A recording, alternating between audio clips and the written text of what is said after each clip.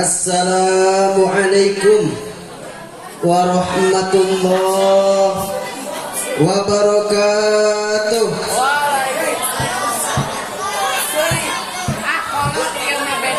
Alhamdulillahilladzi madaddad dawami ala ajizil wal in'ami wa afdalus salati wa taslimi ala nabiyil mustafa al-karimi Muhammadin wa sahbihi wal ali ahli tuqa wal ilmi wal kamali. Faqala Allah ta'ala fil Qur'anil Karim, a'udzu billahi minasy syaithanir rajim, bismillahir rahmanir rahim. Wa ma kanal mu'minuna liyanfiru kaffah falawla nafara min kulli firqatin minhum ta'ifatun liyatafaqahu fid din. Wa qala Nabi sallallahu alaihi wasallam, talabul ilmi fariidatun ala kulli muslimin wal muslimat. Wa qala aidan, innamal a'malu binniyat.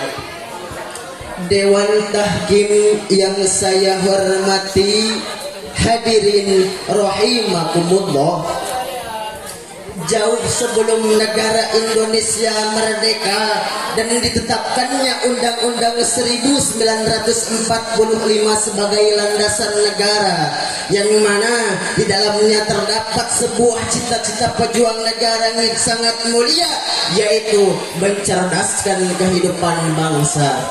Kurang lebih 14 abad yang silam, Rasulullah telah mewahyukan bahwasannya menuntut ilmu wajib bagi kaum muslimin laki-laki maupun perempuan. Sebagaimana sabda beliau, talabul ilmi fariidatun ala kulli muslimin wal muslimat. Kewajiban tersebut tak hanya untuk kaum Adam, kaum Hawa pun sama, tak hanya yang tua, yang muda pun sama, tak hanya ningrat rakyat biasa pun sama. Cita-cita pejuang bangsa yang dirangkum dalam Undang-Undang 1945 selaras dengan apa yang diperintahkan oleh Allah dan Rasulnya.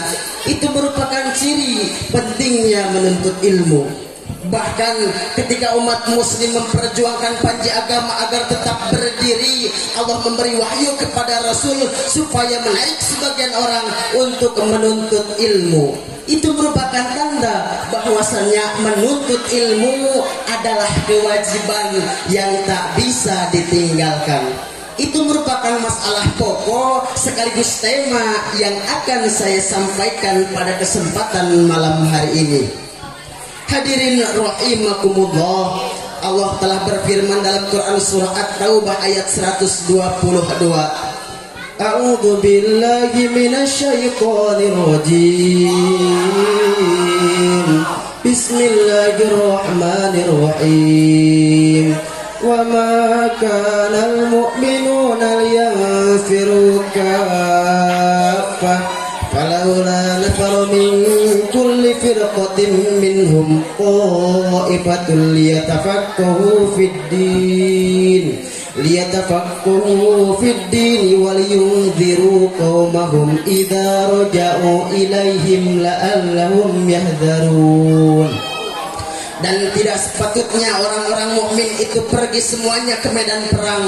Mengapa sebagian dari setiap golongan yang ada di dalam mereka tidak pergi untuk memperdalam pengetahuan agama mereka, agar mereka dapat memberi pelajaran kepada kaumnya apabila mereka telah kembali?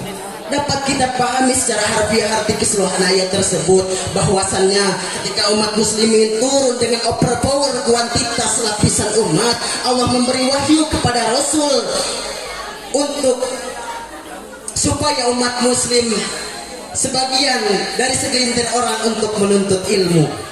Ilmu apakah itu? Apakah matematika, fisika, kimia, bahkan biologi? Tidak lain dan tidak bukan yang diperintahkan oleh Allah ialah liyatafaqahu fiddin, untuk memperdalam pengetahuan agama. Bukannya ilmu dunia tidak penting, tetapi ilmu tidak dibarengi dengan keimanan akan menimbulkan sebuah kehancuran. Kita buka tabir sejarah zaman dahulu. Kita lihat kaum Ad dengan kecerdasan otaknya, kaum Tsamud dengan kemajuan teknologi dan pertaniannya, kaum Bani Israel dengan kemajuan peradabannya. Apa yang tersisa dari mereka, saudara? Tak ada. Yang tersisa hanya kisah belaka, yang mana dalam kisah tersebut mengandung mau'izatul hasanah bagi kita setelahnya. Hadirin rahimakumullah, memang dengan ilmu yang kita miliki, kita bagaikan singa yang ada di dalam rimba sana, yang gagah perkasa, yang ditakuti oleh fauna yang ada. Dengan ilmu yang kita miliki, kita bagaikan hiu yang ada di alam lautan sana, yang bisa mengarungi dalamnya samudra dengan siripnya, bahkan menjadi puncak merantai makanan di dasar samudra. Dengan ilmu yang kita miliki, kita bagaikan burung garuda yang bisa terbang ke angkasa dengan bentangan sayapnya dan bisa menikmati indahnya panorama alam semesta dengan mata tajamnya. Apa esensi secara globalnya? Mumpung masih muda, mumpung masih ada tenaga, kita manfaatkan waktu sebaik mungkin untuk memperdalam ilmu agama. Karena kalau bukan kita, siapa lagi?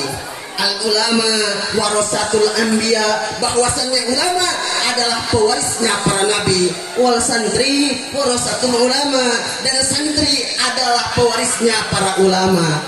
Wahai engkau santri putra, utusan terbaik bangsa, jadilah engkau senjata pelumat bagi orang-orang penghina agama, senjata penghancur bagi orang-orang yang berusaha merubuhkan agama.